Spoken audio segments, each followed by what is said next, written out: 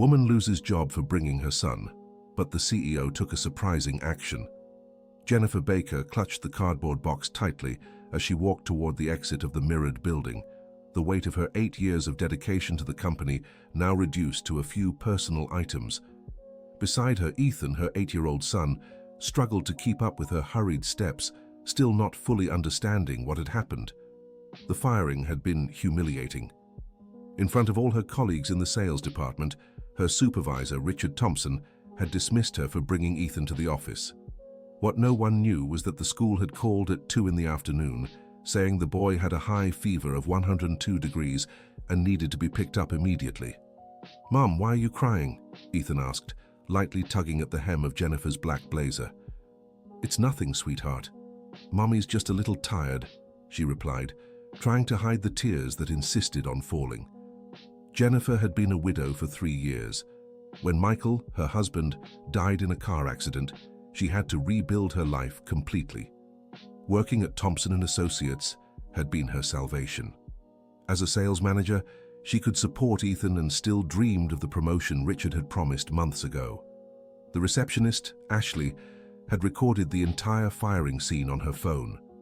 Jennifer saw when the young woman posted the video in the company's internal group on QuickChat with the caption, "Some people don't know how to separate personal life from work." The comments that followed were cruel and merciless. Ethan had a fever, and there was no one else to pick him up.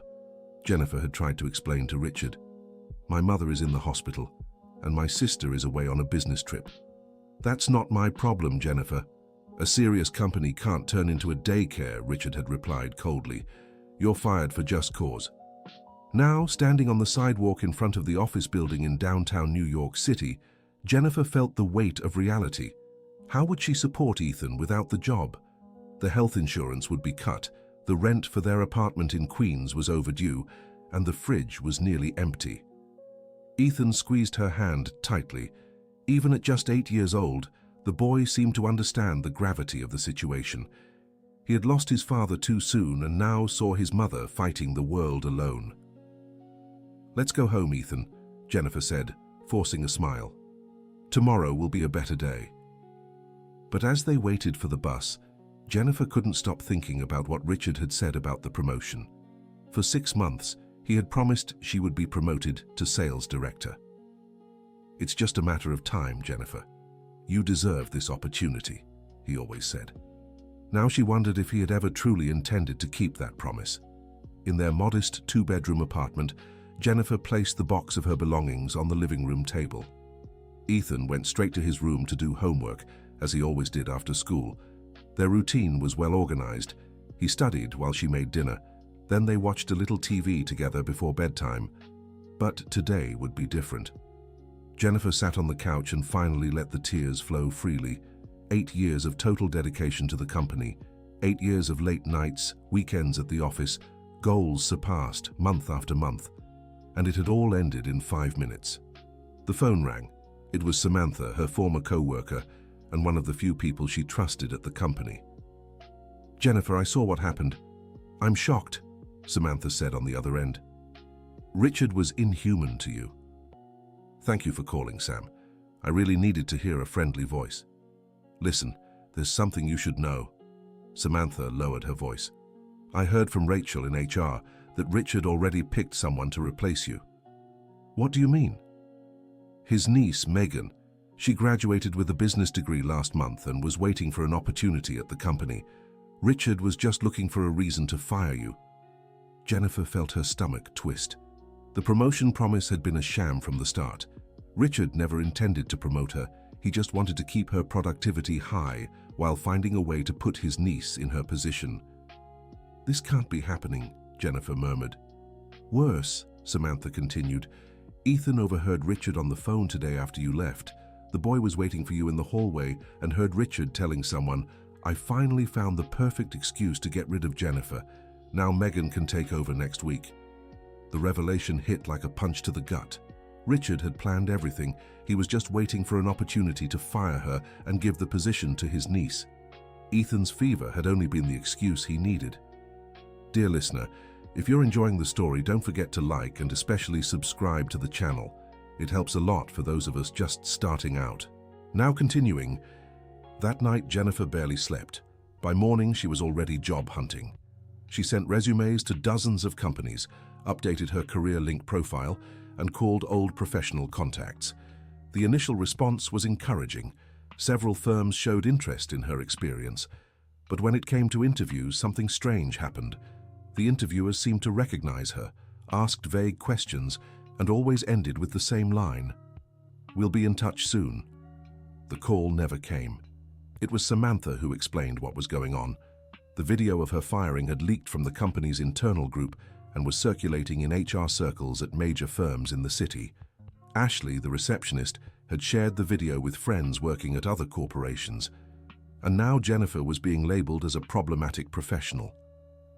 "They're painting you as someone who can't separate personal life from work," Samantha explained during a meetup at a diner near her old office. "It's unfair, but that's the reality." Jennifer felt indignation burning in her chest. How could they judge her for picking up her sick son? Any mother would have done the same. But the job market seemed to have no compassion for human situations like this. Weeks passed, and Jennifer's financial situation deteriorated quickly. The severance pay didn't even cover half of her monthly expenses. She started skipping meals to save money, telling Ethan she wasn't hungry when she was really saving food for him. Ethan began noticing the changes. The boy was sharp and observant, traits he'd inherited from his father. He saw how his mom nervously scrolled through her phone looking for work, how she sighed when opening the nearly empty fridge, how she forced smiles when he asked if everything was okay. "Mom, did you lose your job because of me?" Ethan asked one night as they ate instant noodles for the third time that week. "Of course not, sweetheart. It wasn't your fault," Jennifer said quickly, but she could tell he didn't fully believe her. "I heard you crying in the bathroom yesterday, and you don't eat lunch anymore." Jennifer knelt in front of her son and held his hands. Ethan had his father's eyes, big and expressive, and in that moment she saw a maturity no 8-year-old should have to carry. "Ethan, listen to me. You're the most important thing in my life. If I had to choose 1,000 times between any job and taking care of you, I'd always choose you. Understand?" Ethan nodded, but Jennifer could see he still felt responsible. It broke her heart. A child shouldn't have to carry that weight. It was during one of those difficult nights that something strange began to happen. Jennifer noticed an elegant woman with straight brown hair and a beige pantsuit, appearing in places she often frequented. First, it was the park where she took Ethan to play on weekends. The woman was sitting on a bench, seemingly reading a book, but Jennifer felt she was being watched. The next day, the same woman was in line at the neighborhood grocery store, 3 people behind Jennifer. A coincidence, perhaps. But when it happened again outside Ethan's school, Jennifer began to worry. Who was this woman, and why was she always around? The financial situation worsened by the day. The landlady, Mrs. Dorothy, a 70-year-old woman who had inherited the property from her husband, showed up at the door demanding the overdue rent. "Jennifer, dear, I know you're going through a tough time, but I need the money," Dorothy said in a maternal yet firm tone. "I have my own bills to pay." "I understand, Mrs. Dorothy. Just give me 1 more week, please. I'm sure I'll find a job." 1 week, Jennifer. After that, I'll have to take other measures." That night, Jennifer sold her jewelry, her wedding ring, the necklace Michael had given her on their first dating anniversary, the earrings her mother had gifted her when she graduated college. Each piece held a precious memory, but Ethan needed food and a roof over his head. The money from the jewelry covered the overdue rent, but half the amount was still missing. Jennifer was desperate when Ethan walked into the living room carrying his Playbox, the gaming console he'd gotten for his 8th birthday. "Mom, you can sell this," he said, handing it to her. "Ethan, no, that's your favorite toy." "But you need money, right? I heard you talking to Mrs. Dorothy. If we get kicked out, there won't be anywhere to play games anyway." Jennifer knelt and hugged her son tightly. How could an 8-year-old be so mature and generous? Ethan was offering the most valuable thing he owned to help his family. At that moment, she felt both proud and devastated. "Keep your Playbox, Ethan. Mommy will figure something out." But the days passed, and no solution appeared. Jennifer had exhausted her options. She was considering taking a cash job as a street vendor when she received a strange message on QuickChat.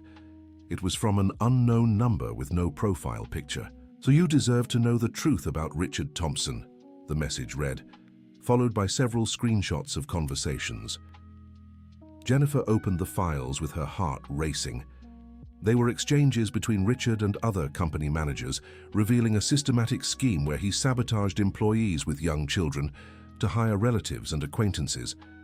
There were messages where he said things like, "Mothers are always a problem. They always find excuses to miss work," and "I need to find a way to get rid of Jennifer to put Megan in her place." The evidence was clear and detailed. Richard wasn't just an insensitive boss. He was a manipulator who used his position to favor those close to him at the expense of competent employees. Jennifer finally had proof she'd been set up. But when she tried to save the files to use as evidence, she discovered something alarming. The screenshots had been digitally altered. Dates were inconsistent, names appeared in different fonts, and small details hinted at manipulation. Someone had fabricated fake evidence and sent it to her. But why? Jennifer began to suspect that the mysterious woman following her was connected to the anonymous messages. But who was she and what were her intentions? The answer came in an unexpected way. Ethan was having problems at school. During recess, some of his classmates had discovered the video of his mother's dismissal through their parents and started bullying him. "Your mom got fired because she doesn't know how to do her job right," one of the boys said during recess. "My mom said your mom is irresponsible," added another. Ethan tried to defend Jennifer, but the cruel comments affected him deeply.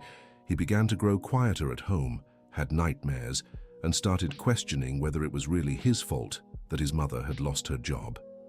Professor Lauren called Jennifer in for a conversation. She was a young woman recently graduated, with good intentions, but little experience handling delicate situations. "Mrs. Baker, I've noticed changes in Ethan's behavior," Lauren said during the meeting at school. "He's more withdrawn, sometimes crying for no apparent reason. I believe the unstable home environment might be affecting his academic performance." Unstable home environment. Jennifer felt offended. "Ethan is loved and cared for. We're going through a tough time, but that doesn't mean our family is unstable." "I understand, but sometimes children absorb their parents' stress. Maybe you need professional help." Jennifer left the school humiliated and furious. Now, on top of being unemployed and facing financial struggles, she was being questioned as a mother. The weight of guilt and failure crushed her. Dear listener, if you're enjoying the story, take a moment to like and especially subscribe to the channel. It helps us a lot as we're just starting out. Now, continuing. It was in this moment of total despair that the mysterious woman finally revealed herself. Jennifer was at the park with Ethan, watching him swing sadly by himself when the stranger approached. "May I sit?" the woman asked, gesturing to the bench beside Jennifer. "Of course," Jennifer replied, still not recognizing her. The woman was elegant, appearing to be around 45, and there was something familiar in her features that Jennifer couldn't place. She wore a well-tailored beige suit and an expensive leather bag, clearly someone financially successful. "You're Jennifer Baker, aren't you?" the woman asked. Jennifer stiffened immediately. "Do you know me?" "My name is Victoria Thompson. I'm the founder and CEO of Thompson & Associates." Jennifer's blood ran cold. Victoria Thompson was the legendary businesswoman who had built one of the largest corporate consulting firms in New York City. She was known for being cold, calculating, and ruthless in business. What did she want with Jennifer? "What do you want with me?" Jennifer asked, instinctively bracing for the worst. "I want to talk about what happened to you at my company," Victoria said, keeping her tone calm. "And about my cousin Richard." "Your cousin?" "Richard Thompson is my uncle's son. When he graduated with a business degree, my family pressured me to give him a chance. It's a mistake I've been paying for ever since." Jennifer was confused. Why was the CEO talking to her about family matters? And why did she care about Jennifer's situation? "Mrs. Thompson, I don't understand where you're going with this." Victoria looked at Ethan, still swinging alone, and her eyes filled with tears. "I was a single mother too, Jennifer. I raised my daughter Emma alone after my husband left me for a younger woman. I know what it's like to have to choose between being a mother and being a professional. You? Jennifer couldn't hide her surprise. Victoria Thompson was known for her image as a cold, successful executive. There had never been any public mention of her personal life. For years, I hid Emma from the corporate world. I pretended I had no children because I knew it would hurt my career. She left her with babysitters and relatives, missed school performances, birthdays, important moments. I built my empire on the absence in my daughter's life. Victoria paused, watching Ethan play. When I saw the video of your firing, I saw myself 20 years ago. I saw a mother who had the courage to do what I never did, put her child first. You saw the video? Everyone in the business world saw it, Jennifer, but where they saw an irresponsible professional, I saw a woman of integrity who wasn't willing to abandon her sick child. I saw someone I wish I had been.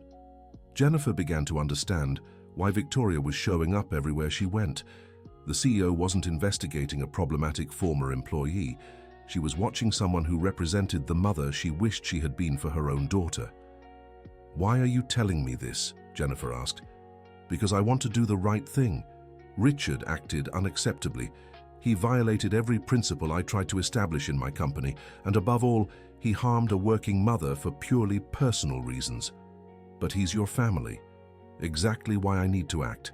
I can't let the Thompson name be associated with that kind of behavior, and I can't let an injustice like this go unpunished. Victoria told Jennifer she had started an internal investigation as soon as she learned the details of the firing. She discovered Richard had indeed been planning to hire his niece for months, and that other female employees had been wronged by him before. You weren't the first, Jennifer. Richard has a history of discriminating against women with children, but you were the first to catch my attention because your situation touched me personally. And the anonymous messages with the screenshots? Was that you? Victoria shook her head. No, I'm investigating that too. Someone is trying to create false evidence against Richard. I know he's guilty, but not like this. So who sent the messages? I don't know yet, but I suspect it's someone inside the company who was also wronged by Richard and wants revenge. The problem is, false evidence could interfere with the legitimate case against him. At that moment, Ethan approached them, clearly tired of playing alone. Mum, can we go home? He asked, with a sadness in his eyes that broke the heart. Victoria looked at Ethan and saw in him the daughter she had neglected for so many years. You have a beautiful son, Jennifer, and he clearly loves you very much. Ethan is everything to me, Jennifer said, running her hand through the boy's hair. Can I ask you something, Ethan? Victoria said, speaking directly to the boy. Do you like it when your mum works? Ethan thought for a moment before answering. I like it when she's happy. When she worked, she was happy because she could buy things for me and because she felt important. Now she's sad because she can't find another job.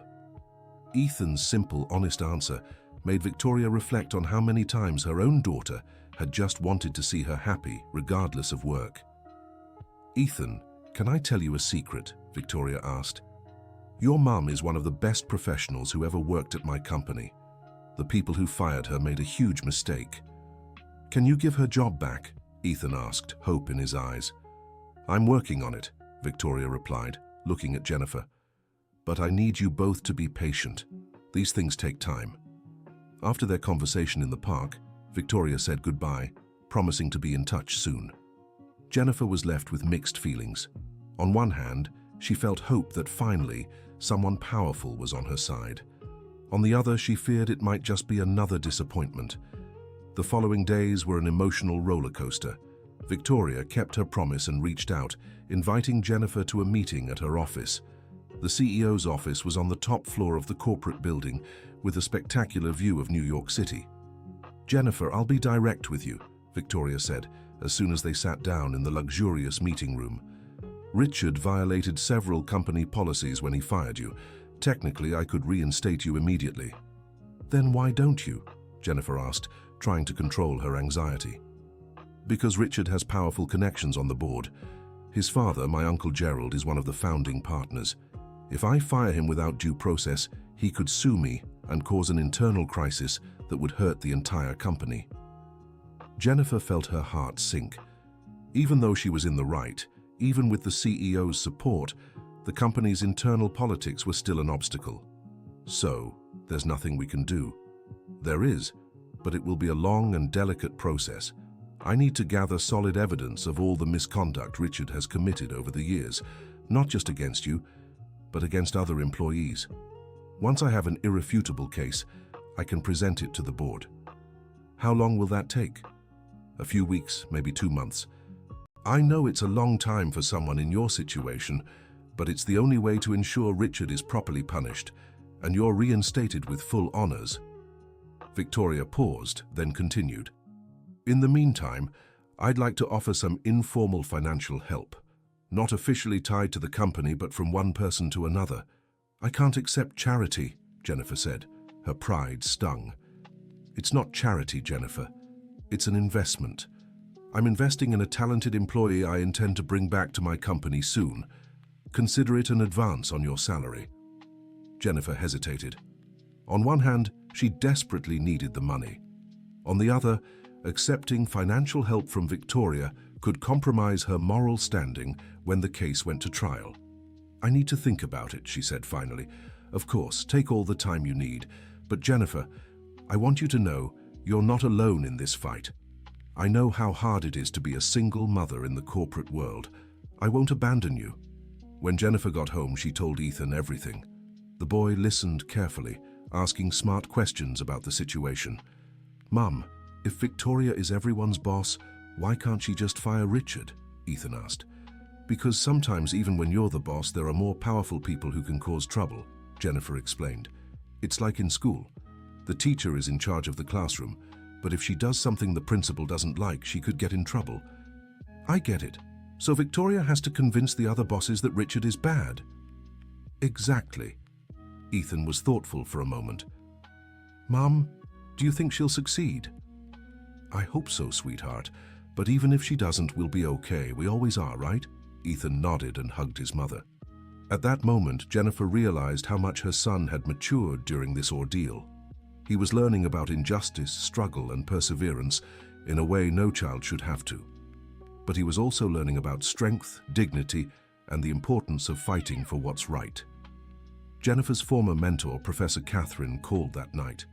Catherine had been her first boss right after college, and they'd kept in touch sporadically over the years. Jennifer, I heard what happened. What an awful situation, Catherine said. I'm calling because I have a proposal for you. What kind of proposal? A job. My company needs a sales manager. It's informal at first, but there's potential for a permanent position in a few months. Jennifer felt a wave of relief. Finally, a real job opportunity. That would be wonderful, Catherine. When can I start? Well, there's one condition, said Catherine, lowering her voice. The company owner knows Richard Thompson. They play tennis together at the club.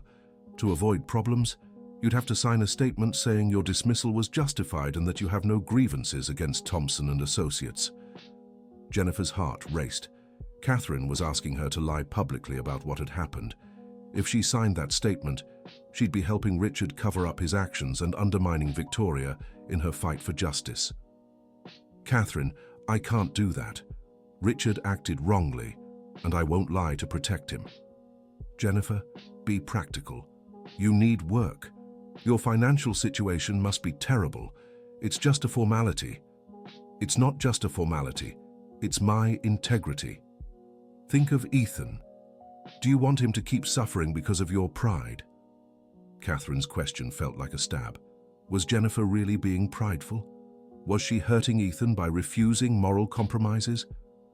She asked for time to think. After hanging up, Jennifer stayed awake all night, weighing the decision. On one hand, she had a real chance to escape her desperate situation. On the other, she'd have to betray her own convictions and hurt Victoria, who was risking so much to help her. The next morning, Ethan found her making coffee in the kitchen. Clearly, she hadn't slept. Mum, were you up all night thinking about the job Aunt Catherine offered? Ethan asked. How do you know about that? I heard you on the phone yesterday. Not on purpose, but the house is small and you were talking loud. Jennifer sat at the kitchen table with Ethan. Ethan, if I take this job, I'd have to lie about what happened to me at the company. I'd have to say Richard was right to fire me. Ethan looked at her with his big, serious eyes. But he wasn't right, was he, Mom? No, he wasn't. Then why would you lie? Because we need money, sweetheart. Because you need to eat. We need to pay rent. You need to keep going to school. Ethan thought for a moment. Mom, remember when I broke Mrs. Dorothy's vase playing ball in the hallway? I remember. You made me tell her the truth and pay for the vase with the money I'd saved for a toy car.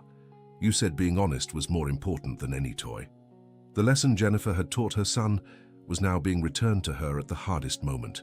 Ethan, just 8 years old, was reminding her that integrity isn't something you bargain when things get tough. I'd rather eat bread every day but know my mum is honest than eat steak knowing she lied, Ethan said, holding her hand. At that moment, Jennifer made her decision. She called Catherine and refused the offer. The disappointment in her former mentor's voice was clear, but Jennifer knew she'd made the right choice. Dear listener, if you're enjoying the story, please take a moment to like and especially subscribe to the channel. It helps us a lot as we're just starting out. Now continuing. Victoria kept her promise and intensified the investigation into Richard. She discovered that besides Jennifer, at least 3 other employees had been wronged by him in the last 2 years. All were women with young children. All had been fired or passed over for promotions under questionable circumstances. One was Melissa Johnson, who'd been fired a year earlier allegedly for poor performance, but really because she'd needed to take her daughter to the hospital multiple times during medical treatment. Another was Patricia Wilson, who'd been passed over for a promotion given to Richard's cousin despite having better qualifications. Victoria called all these women for individual conversations, explaining the situation and asking them to share their experiences. Gradually, she built a solid case against Richard, but Richard wasn't idle. He had noticed Victoria was investigating his actions and began defending himself. Through family connections, he learned Victoria was questioning his decisions and decided to take drastic measures. Richard spread rumors that Victoria had an affair with Jennifer's late husband, Michael, years before the accident. It was a cruel, baseless lie, but effective. Some board members began questioning whether Victoria was acting out of personal motives rather than professional ones. The rumor reached Jennifer through Samantha, who approached her with concern. Jennifer, there's a really ugly rumor going around the company, Samantha said during a meeting at a cafe. Richard is saying Victoria and your Michael had an affair before he passed away. Jennifer felt a rage she hadn't experienced in years. That's a lie. Michael was an honorable man. He would never betray me, and they didn't even know each other. I know it's a lie, but Richard is spreading it to the board. He wants them to think Victoria is helping you out of guilt, not justice. How can he be so cruel? He's desperate, Jennifer. He knows Victoria is about to present evidence against him. He's using every weapon he has. Jennifer was furious, but also worried. If the board believed Richard's rumors, Victoria could be harmed, and her investigation would lose credibility. She couldn't let Victoria be attacked for helping her. She decided to meet Victoria to share the rumors.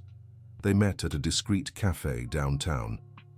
Victoria, I need to tell you something that's happening, Jennifer said as soon as they sat down.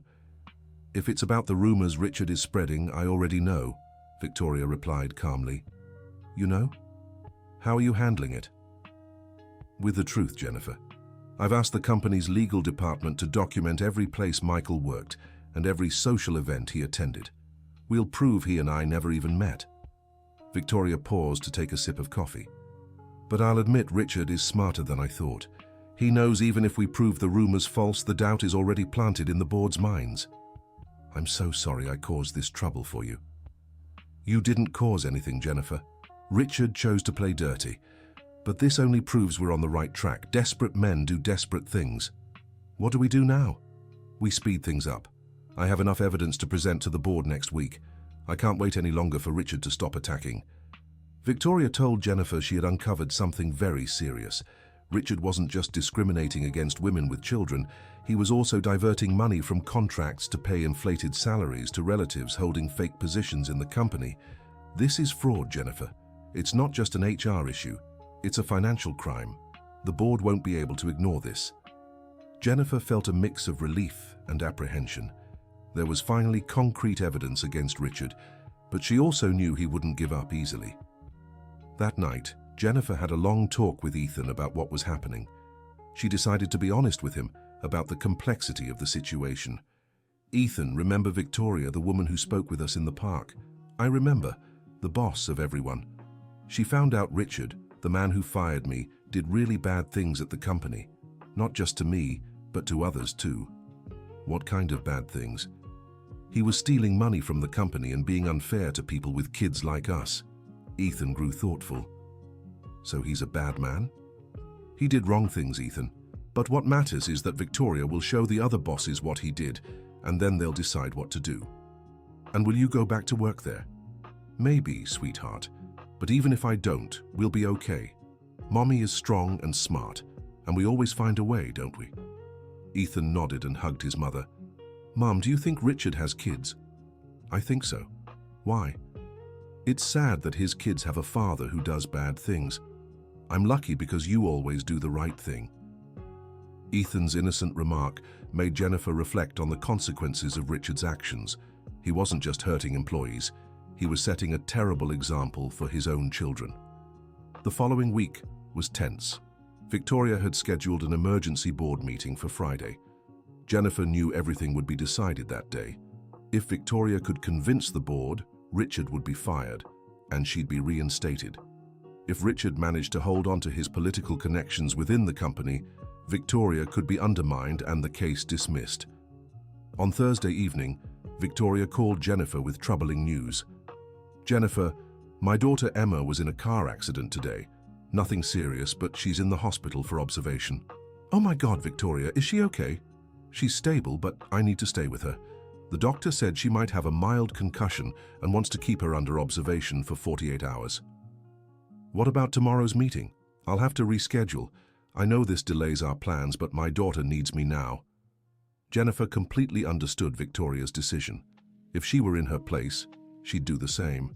But she knew Richard would use this postponement to strengthen his defenses and possibly further sabotage the investigation. "Victoria, don't worry about me. Take care of Emma. The rest can wait." "Thank you for understanding, Jennifer. I promise we'll sort everything out next week." On Friday morning, Ethan woke up with a high fever. It was as if life was testing Jennifer again, forcing her to choose between caring for her son and fighting for her rights. Jennifer took Ethan to the neighborhood clinic. As they waited in line, she thought about the similarities between her situation and Victoria's. Both were mothers balancing professional and personal responsibilities, both facing judgment from a society that expected women to be perfect in every role. The doctor examined Ethan and diagnosed a simple virus, but recommended rest for a few days. Jennifer spent the weekend caring for him, making soup, managing his fever and reading stories to distract him. During those days tending to Ethan, Jennifer had time to reflect on everything that had happened. She realized that no matter the outcome of Victoria's investigation, she had discovered something important about herself. She'd learned that her integrity was worth more than any job, that being a mother didn't make her less professional, and that fighting for what's right is worth it, even when victory seems impossible. On Monday, Victoria called with good news. Emma was fine and had been discharged from the hospital. More importantly, the hospital experience had brought mother and daughter closer in a way that hadn't happened in years. "Jennifer, for the first time in a long time, Emma and I really talked," Victoria shared. "She told me she always admired my professional strength, but missed the loving mother I was when she was little." "How did that make you feel?" "Fulfilled and sad at the same time.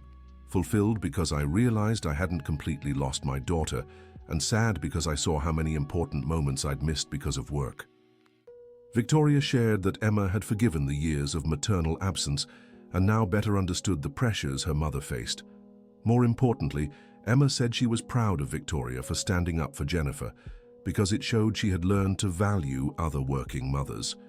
"Your fight taught me something, Jennifer," said Victoria. "It taught me it's never too late to do the right thing, and that defending other women is a way to honor all the struggles I've faced." The board meeting was rescheduled for Wednesday. Victoria was more determined than ever, strengthened by her reconciliation with Emma and inspired by Jennifer's integrity. But on Tuesday evening, something unexpected happened. The person who had sent the anonymous messages with the fake screenshots finally revealed themselves. It was Ashley, the receptionist, who had filmed Jennifer's termination. Ashley showed up at Jennifer's apartment door, crying and apologizing. "Jennifer, forgive me, I did something terrible," Ashley said through tears. "Ashley, what are you doing here? How did you get my address?" "Richard gave me your address. He sent me here to try to convince you to drop the investigation." Jennifer was confused. "But you work for him. Why are you telling me this?" "Because I can't take it anymore. Richard forced me to film your termination. He said if I didn't, he'd fire me too. Then he made me spread the video and create those fake screenshots to confuse the investigation." Ashley told the whole truth. Richard had discovered she was secretly dating a co-worker, violating the company's policy against employee relationships.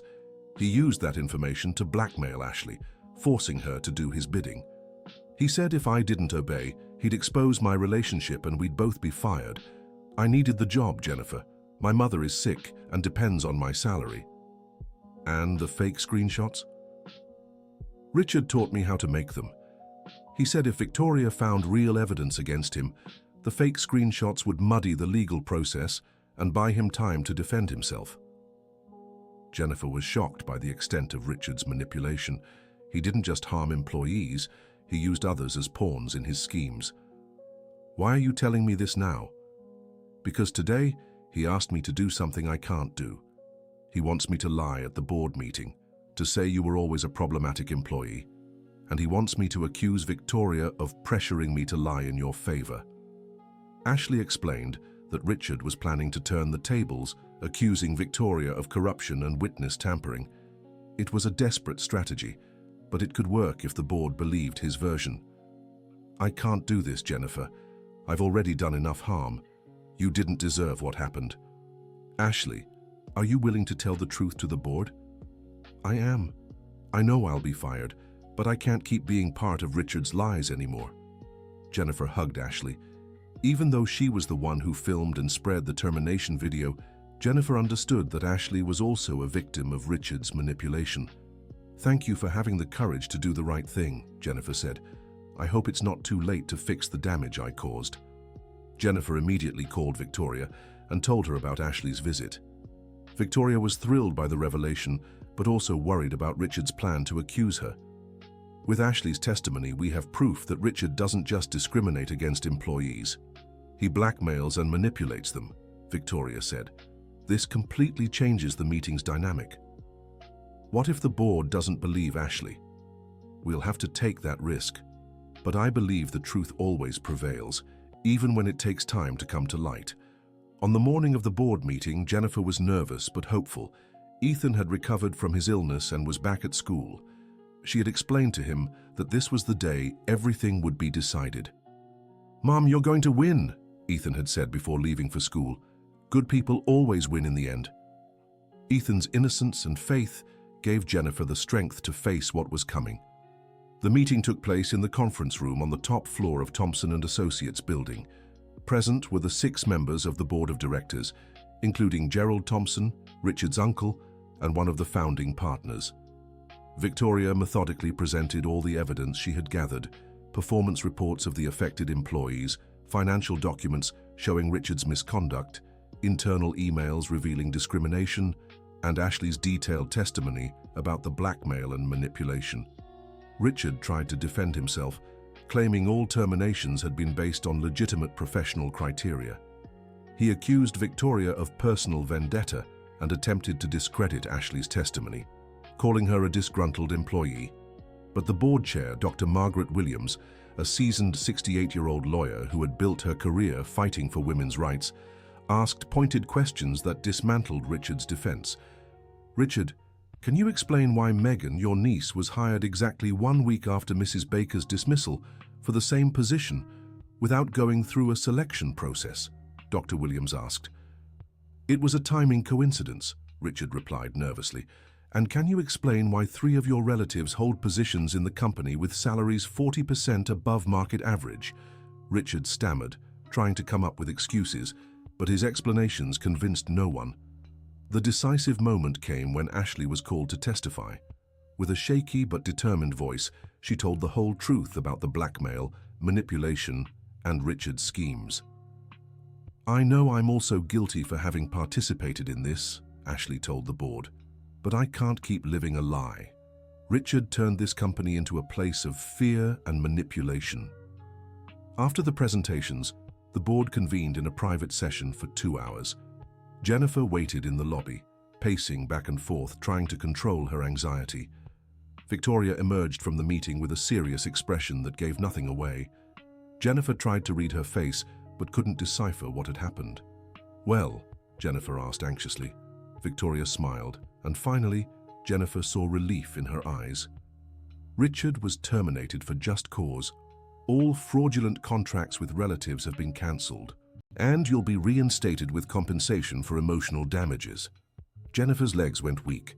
After months of fighting, justice had finally prevailed. "But there's more," Victoria continued. "The board was so impressed by your integrity and perseverance that they approved my proposal to create a new department, Workplace Support Policies for Working Parents, and you've been chosen to lead it. An entire department, with its own budget, dedicated team, and autonomy to implement policies protecting employees in situations like yours. It'll be a director-level position with corresponding salary and full benefits." Jennifer couldn't believe what she was hearing. Not only would she be reinstated, but she'd receive an even bigger promotion than the one Richard had falsely promised. "And there's one more thing," Victoria said, smiling. "Dr. Williams, the board chairwoman, was so impressed with your choice to prioritize Ethan throughout this whole situation that she proposed the company implement flexible hours and childcare assistance for all employees with children." "Is this real? Am I dreaming?" "It's very real, Jennifer. Your fight didn't just change your life, it's going to change the lives of hundreds of working parents at the company." Jennifer began to cry, but now they were tears of happiness and relief. All those months of suffering, humiliation, and struggle had finally paid off. And Ashley, what will happen to her? She'll be transferred to the new department, working directly under you. Everyone deserves a second chance, and she proved she had the courage to do the right thing. Jennifer rushed out of the company building. She wanted to get home and tell Ethan everything. When she reached the apartment, she called the school and asked to speak to her son. "Ethan, Mommy has some news for you," Jennifer said over the phone. "Did you win, Mom?" Ethan asked eagerly. "We won, sweetheart. We won." Ethan cheered with joy on the other end, and Jennifer could hear other students celebrating in the background. Clearly, he'd told his classmates about his mother's fight. When Ethan got home from school, he ran into Jennifer's arms and hugged her tightly. "Mom, I always knew you'd win," Ethan said, "because you're the bravest person I know." "We're brave, Ethan. You were brave this whole time too. You taught me to never give up on my values." That evening, mother and son celebrated with a pizza delivered to their home. It was the first time in months they'd eaten something special. During dinner, Ethan asked a question that surprised Jennifer. "Mom, now that you have an important job, are you going to be as busy as Richard used to be?" The question showed Ethan had learned important lessons through this ordeal. He'd seen how power could corrupt people, and he worried his mother might change. "Ethan, listen to me," Jennifer said, holding her son's hands. "No matter what position I have or how much money I make, you'll always be the most important thing in my life. If you get sick, I'll pick you up from school. If you need me, I'll be here. I promise." "What if your bosses don't like that? Then they'll have to find someone else for the job, because being your mom is the most important job I have." Ethan smiled and went back to eating pizza. Jennifer realized the trials they'd faced had strengthened their bond even more.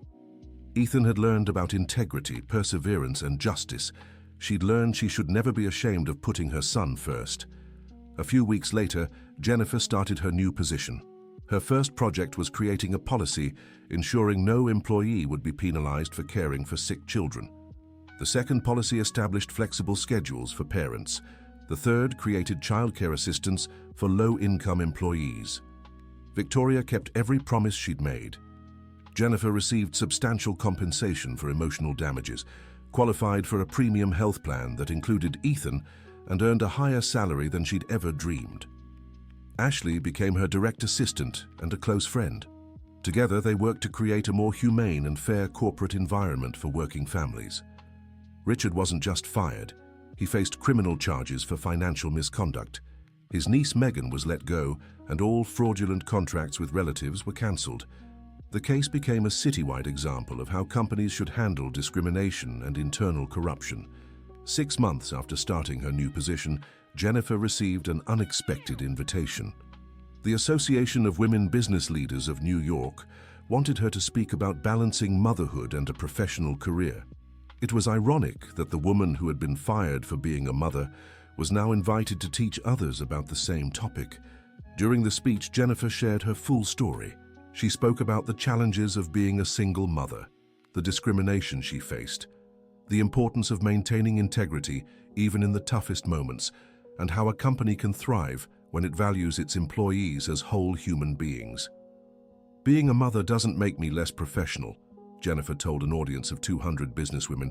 "It makes me more empathetic, more organized, more determined, and better at solving complex problems. Companies that understand this don't just do the right thing, they also become more competitive." In the audience, Victoria watched with pride. Her decision to fight for Jennifer had not only changed one employee's life, but had inspired shifts across the entire business community. After the speech, a young executive approached Jennifer. "Ms. Baker, I'm a mother of young twins and facing similar issues at work. Your story gave me hope that I can stand up for my rights without sacrificing my love for my children."